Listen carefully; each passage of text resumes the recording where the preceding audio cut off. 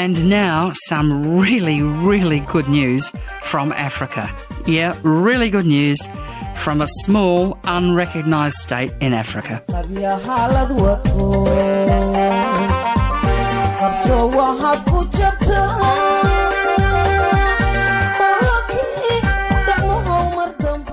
Africa, fabulous continent, many, many countries, and some unrecognised states. One is Somaliland.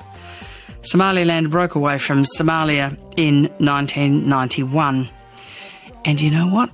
Sometimes unrecognised states have really good stories to tell. Just sometimes in governance around the world, you get a really, really good story. Joining me now to discuss the good story in Somaliland is Micheal Horton. He's a foreign policy analyst and frequent visitor to Somaliland. Micheal Horton, welcome to Counterpoint. Thank you very much for having me on your program. This is a great story. It is indeed. It's always good to be able to write about good news. It is. I mean, such a young country, 27 or so years, self-declared state, not recognised by anyone really, so not much in the way of outside assistance. That might mean not a lot of corruption coming in as well, but nonetheless, they're doing pretty well in a couple of areas. What's the story? Well, Somaliland has done well in many areas. It's a democratic state, and it's one of the best functioning democracies on the continent. And at the same time, they've managed to eradicate piracy, and they've thwarted Al-Shabaab. Al-Shabaab has no foothold in the country, and they've done all this with minimal funds while facing, many other issues. Somaliland's mainly, it's an agrarian economy. They rely on largely livestock exports for most of their revenue. There is some oil that's beginning to come online now, but it's still minimal. So they've achieved all this with truly, very little money as compared with the kind of billions of dollars that have flowed into Somalia over the past, say, 2 decades. For example, the overall cost of Somaliland's anti-piracy program in 2010 was a mere $500,000. And this was when the U.S. and its international partners were sinking hundreds of millions of dollars in their own anti-piracy efforts off the coast of Somalia. Yeah, now what's the trick? How have they done that? The key is, first, they have democracy that works, that has local buy-in, and many of their elections, they have over 70% turnout. So they have those ties with the local communities.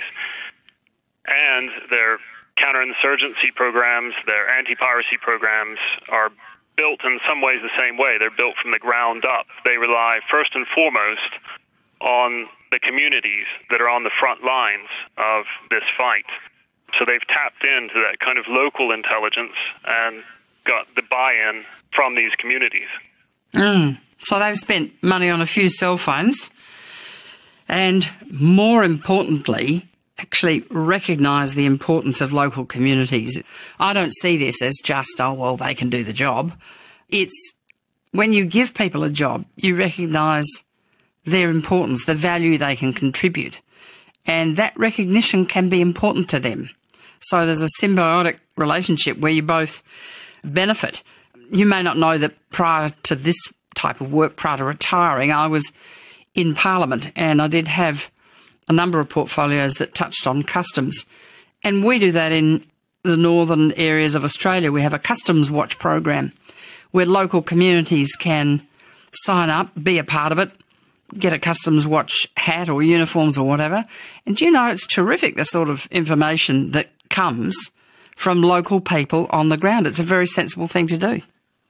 That's a fantastic parallel, because that's essentially exactly what the Somalilanders have done and what they continue to do, because they rely on the eyes and the ears of those that are on the front lines, particularly in the case of the war against Al-Shabaab. Al-Shabaab does not have a foothold in Somaliland, but this is because they're relying, just as you were citing in your example there in Australia, they've essentially signed up the locals, and these people have, of course, a stake in defending their communities. They don't want these people in their communities, so therefore they report to the government, to government officials, who then actually do respond. Either the police or the army responds. They respond to these threats, and they take action. And therefore, these communities know that they can rely, at least on some level, on the government of Somaliland. And that's actually rarely the case in Somalia.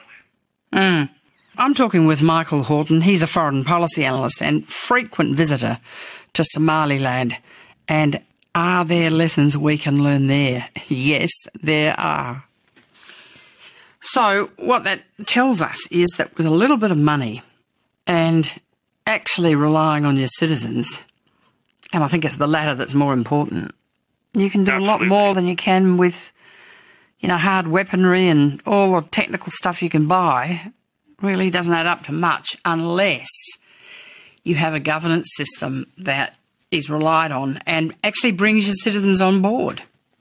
Absolutely, and that's what's happened in Somaliland and continues to happen despite the challenges they face. I mean, they're facing issues with climate change, the droughts in the Horn of Africa, and Somaliland in particular, occur longer and they occur more frequently. And of course, as Somaliland is still predominantly an agricultural economy, this hits them hard. So they're grappling with that, they're grappling with many other issues, but at the same time, they've been able to achieve what Somalia hasn't been able to achieve despite the billions of dollars that have flowed in there in terms of military hardware, aid, all of this. And yet Al-Shabaab is once again resurgent. Well, you mentioned that in Somalia, Al-Shabaab has actually learnt one of the lessons that Somaliland is practicing, and that is some decent governance, unsatisfactory group as they may be. You mentioned that Somalians will often seek out a court that's run by Al-Shabaab because they'll get an answer. That matter will be dealt with. They can rely on the governance, and in that way they can build their support. That's a terrible indictment of Somalia, isn't it? Well, it is. I mean, I don't want to be too hard. Somalia has made progress, and they continue to make some progress. However, as you pointed out, Al-Shabaab does run a parallel court system, and in many areas they provide services and a level of security, as brutal as it is, that is more predictable and more reliable than that of the Somali government. So therefore, I guess they have learned that they have to provide a high degree of predictability and some services if they want to count on at least some support from locals, which they, of course, recognize is absolutely essential. I mean, I'm in no way being an apologist for Al-Shabaab. It's a brutal terrorist group. But Al-Shabaab has been able to, time and time again, take on heavily armored columns, forces that have, far more kind of weaponry than what they have. And the reason they're able to do this, at least to some degree, is because they do have excellent human intelligence networks, and they have some local support. Well, I think the big take out of this is, to me, be careful about assuming that large amounts of money will do what you want.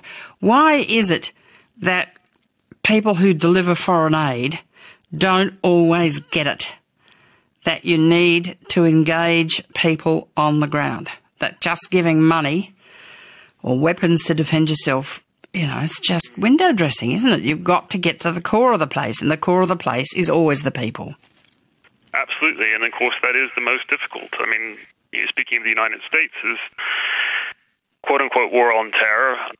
There have not been many places where we've had the kind of success that Somaliland has had, and of course we have focused largely on equipping well-funded armies, rather than engaging at a very local, granular level, which is incredibly difficult to do because it requires a great deal of area knowledge, which many countries like the U.S. don't always have. It's a very difficult question. Yeah, but even in, say, the United States and in Australia, there are large numbers of people who don't feel as though their government listens to them. I think this is an international problem where citizens are not given enough recognition. All men are created equal, fine, unless you have a degree or you're a senior bureaucrat and then you can tell everybody what to do. I have a very, very strong view that the normal citizen is feeling cheated of being a citizen, really, and being engaged. And the more you can do that, the better. Absolutely. I think, I look at voter turnout in the U.S., and it is often miserable. It's certainly not as it is in Somaliland, where it often is in excess of 70%. No, I think you're absolutely right. Citizens have to have a stake in their government, in their country. They have to feel that they're listened to, that they're a part of things, and that they're also given responsibilities, and that they need to live up to those responsibilities. Well, I have to say, Micheal Horton, it's been a pleasure talking to you. Hearing such a good story from a little breakaway country that's so young and doing so well is, in the current environment, I have to say, great news. Micheal Horton, thanks for joining us. Thank you very much. And now, some really, really good news from Africa. Yeah, really good news from a small, unrecognised state in Africa.